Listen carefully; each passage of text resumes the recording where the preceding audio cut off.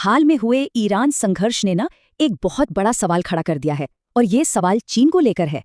देखिए, चीन दुनिया के सबसे बड़े हथियार बेचने वालों में से एक है, पर असल लड़ाई में उसके हथियार फेल क्यों हो रहे हैं?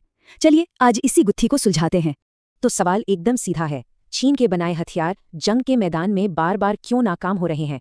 ईरान पर जब हमला हुआ तो उनका पूरा का पूरा एयर डिफेंस सिस्टम फेल हो गया। और ये सिर्फ एक घटना नहीं है, पाकिस्तान से लेकर वेनेजुएला तक यही कहानी बार बार दोहराई जा रही है। सबसे पहले तो ये समझना जरूरी है कि चीन आज दुनिया का चौथा सबसे बड़ा हथियार बेचने वाला देश बन चुका है और इसकी सबसे बड़ी वजह है कीमत।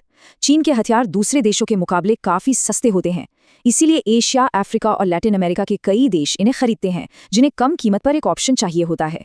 यहाँ दावों और हकीकत का फर्क साफ दिखता है। चीन अपने हथियारों को बहुत एडवांस्ड बताता है, कहता है कि ये एंटी स्टेल्थ हैं, मतलब छिपे हुए जहाजों को भी पकड़ लेंगे, और इलेक्ट्रॉनिक वॉरफेयर में भी मजबूत हैं।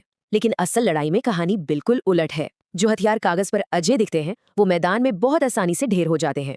चलिए इसको एक असल उदाहरण से समझते हैं। सबसे पहले देखते हैं पाकिस्तान का अनुभव, जहां चीन के इन सिस्टम्स को एक बहुत बड़ी परीक्षा से गुजरना पड़ा।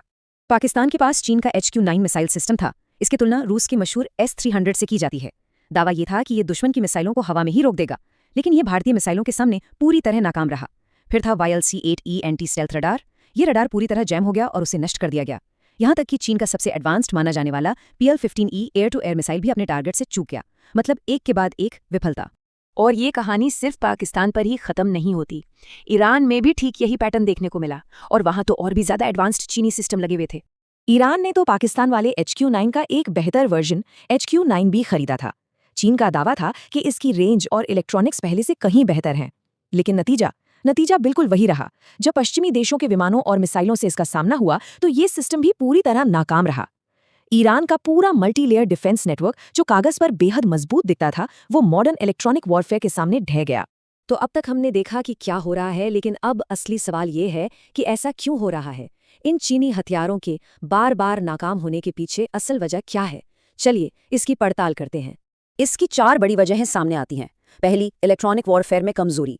पश्चिमी देशों के पास ना दुश्मन के रडार को जैम करने का, उसे अंधा कर देने का दशकों पुराना अनुभव है, जिसके सामने चीनी सिस्टम टिक नहीं पाते। दूसरी वजह है असली लड़ाई के अनुभव की कमी। चीन अपने हथियार कंट्रोल्ड माहौल में टेस्ट करता है, जबकि अमेरिकी और रूसी हथियार इराक से लेकर यूक्रेन तक असली जंग में परखे गए हैं। एक तरह से चीन अपने ग्राहकों की महंगी गलतियों से सबके सामने सबक सीख रहा है। तीसरी आशंका यह है कि शायद चीन एक्सपोर्ट के लिए हथियारों का डाउनग्रेडेड यानी कमजोर वर्जन बेचता है। और चौथी और सबसे बड़ी वजह है खराब सिस्टम इंटीग्रेशन। इन एडवांस्ड हथियारों को सैटेलाइट और सेंसर के एक पूरे नेटवर्क की जरूरत होती है, जो पाकिस्तान या ईरान जैसे देशों के पास है ही नहीं। तो इन तकनीकी विफलताओं का असर सिर्फ जंग के मैदान तक ही सीमित नहीं है, इसका असर पूरी दुनिया के हथियार बाजार और चीन की इमेज पर भी पड़ रहा है। इसका मतलब सीधा सा है, चीनी मिलिट्री टेक्नोलॉजी पर से भरोसा उठ रहा है। जो देश पहले सस्ते दाम देखकर इनकी तरफ आते थे, अब वे 2 बार सोच रहे हैं। इन विफलताओं के बाद ये तय है कि युद्ध में परखे हुए पश्चिमी हथियारों की मांग बढ़ेगी। अब खरीदारों के लिए कीमत से ज्यादा जरूरी है विश्वसनीयता। क्या ये हथियार सच में काम करते हैं? खरीदारों की सोच में एक बहुत बड़ा बदलाव आया है। कुछ समय पहले तक कई देशों के लिए सबसे बड़ी प्राथमिकता हुआ करती थी कम लागत, लेकिन इन घटनाओं के बाद पासा पूरी तरह पलट गया है। अब देश सबसे पहले सिद्ध विश्वसनीयता देख रहे हैं। अंत में बात एक सीधी सी हकीकत पर आकर टिकती है।